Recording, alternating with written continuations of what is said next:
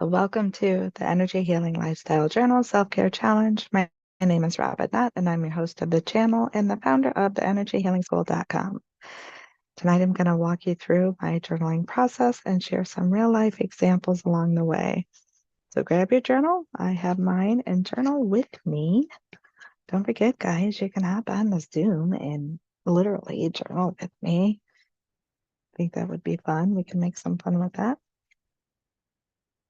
So today's journal prompt, before I get too far ahead, getting in the space of journaling, right? So really just sitting down and being open to listening to yourself to see what comes up.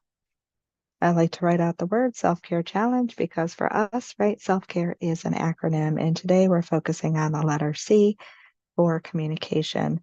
And in my healing system, it's the letter Y, invest you, which stands for your truth, which all is governed by throat chakra energy. So we'll bring that in as well. You may notice I'm putting in the cards. They drop in right in the beginning of the video here, a link to the 7-day chakra healing challenge in case you're interested, and going through that as well to support your chakra energy even more. So then I write down the journal prompt, which is what do empaths and codependents say to themselves? So self-talk, right? What do we say to ourselves? I didn't separate these because as I was going through them to me and for me, just a few that I'm going to share here, I felt both could be true for if you relate as an empath, maybe not yet as, having those patterns of codependency. Maybe you don't. We'll see as we go through them if you can relate to what we share here, but and vice versa. Even if I felt that I was a codependent and wasn't an empath, these may still hold true. Excuse me. Almost gone, but still lingers. So, codependency patterns that feed negative thought patterns. So again, you can have negative thought patterns without relating to being an empath or without relating to some of the codependency patterns. But these were some that I felt combine, fit for both. Personalizing, I talk about that one fairly often, I believe. So what would I be saying to myself in moments when I'm personalizing? What did I do? Like there's just certain situations that come about, excuse me, and I'm wondering, like, what did I do? How did I cause this? How did I create this, right? Or why is this happening to me? It's common in the spiritual communities. We talk about shifting that mindset of what happens to us, being in that victim mindset versus what's happening for us. Like ripping off the Band-Aid hurts, but what opportunities are then available to us because of that, right? But in that moment of personalizing, why is this happening to me? So when other people are having their own stuff, right, own challenges and own struggles, and things come about and it's projected out and we are right there to catch it, we might think, why is this happening to me? And what did I do? Right? Very common with codependency. I also think it's common with being an empath, right? We're feeling that energy and we're picking up on things and vibes in a room or from other people. It's easy to ask that question, especially if you're not quite aware yet that you have that ability as an empath to pick up on that energy. Another negative thought pattern of minimizing. So in some examples, what they did wasn't that bad. So how often do we catch the blunt of some things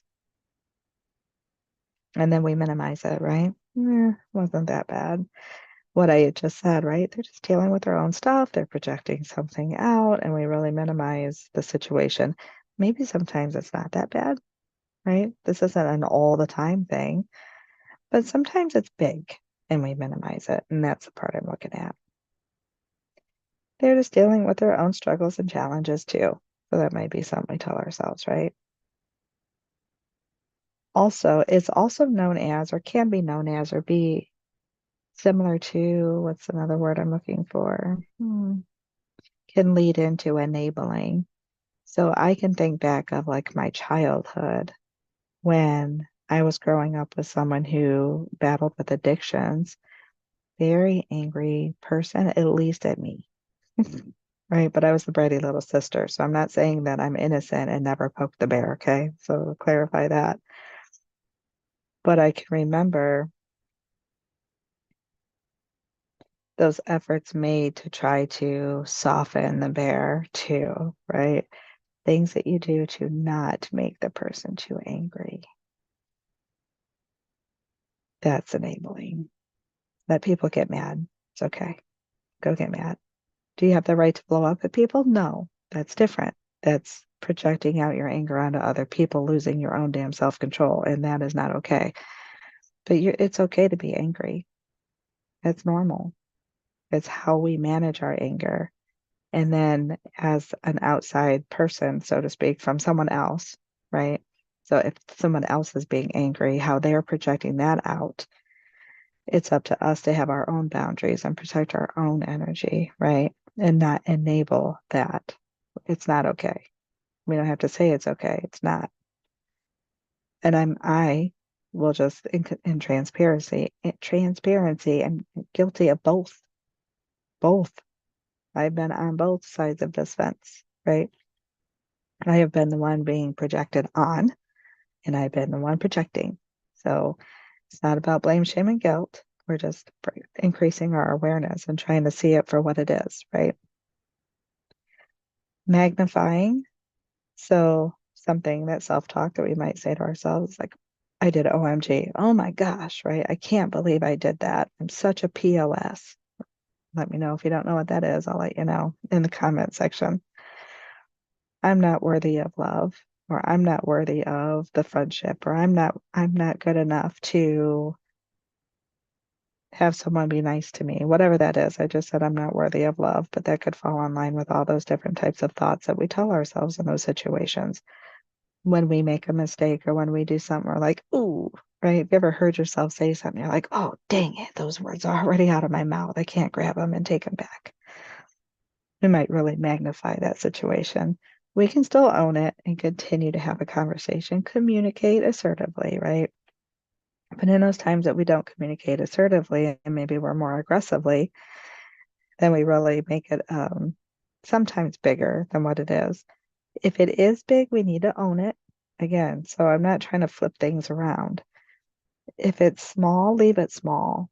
Don't magnify it. If it's big, recognize that it's big.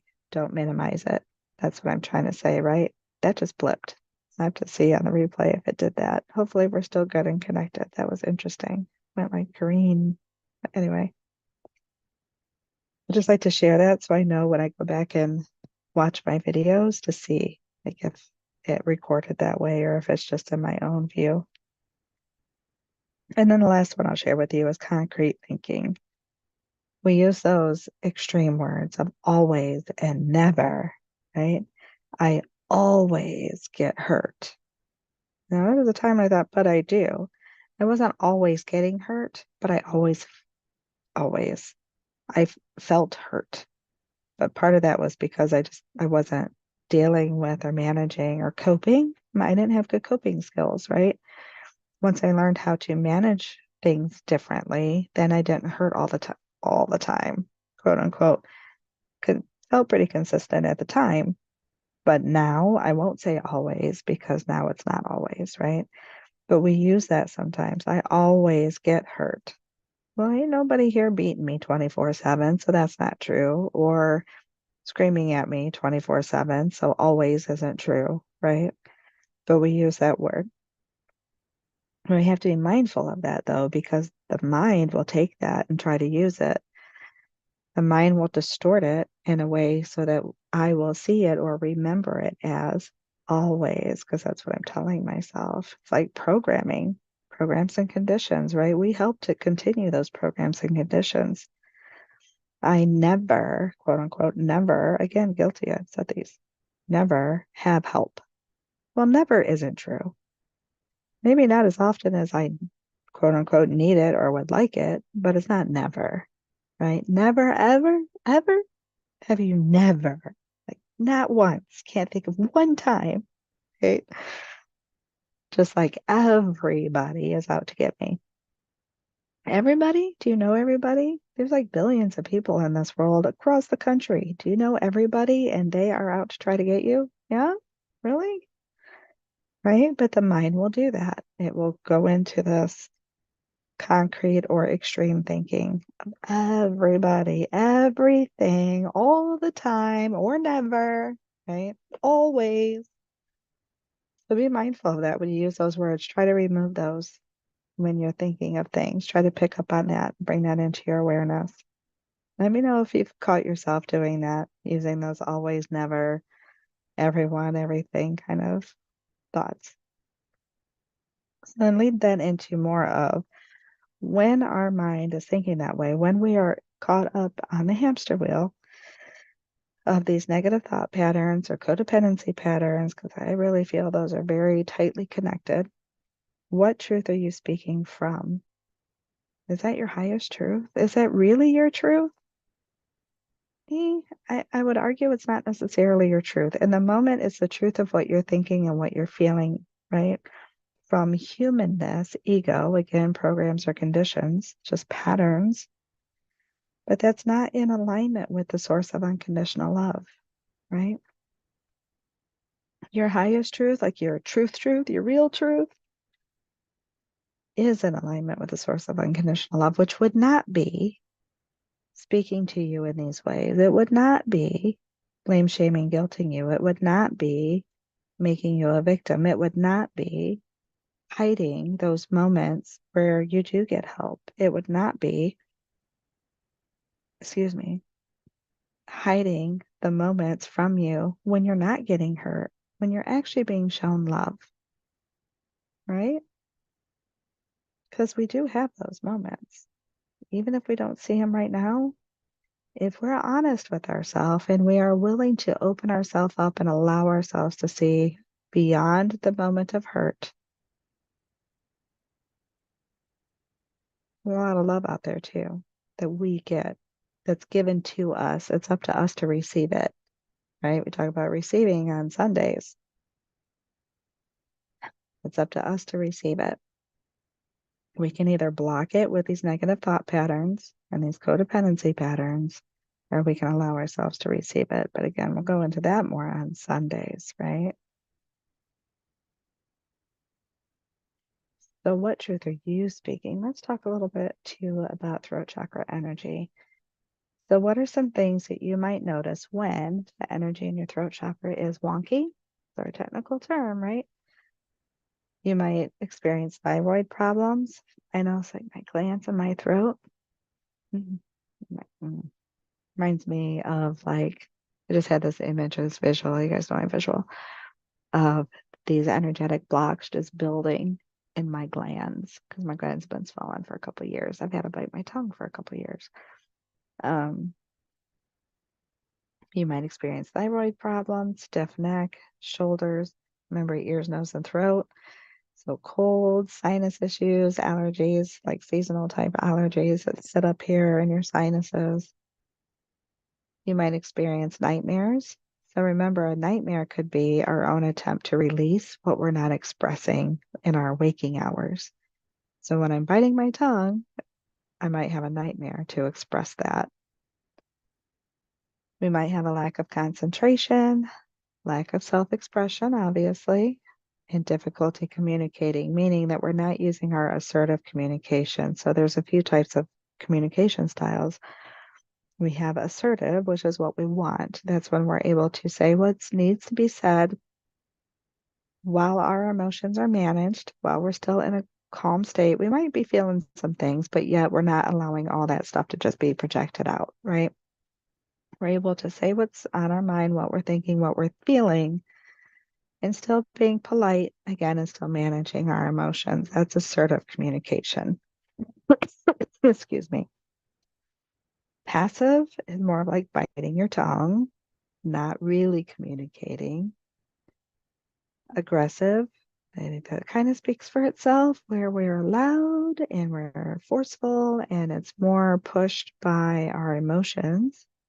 And then there's even passive aggressive, right? So nothing's wrong. I'm fine. No, I'm fine. You ever do that? Passive aggressive communication. Not saying what's on my mind, not verbally expressing it, but my body language and my tone says something very different, right? And then don't forget listening as part of communication as well. So, do we listen to fully hear what someone is saying, to hear their point of view, to learn their perspective? Or are we listening for the gotcha moments? I'm going to cut you off because I got you right there. I just heard this word, right? Or I just heard you say this thing. Pounce. Gotcha.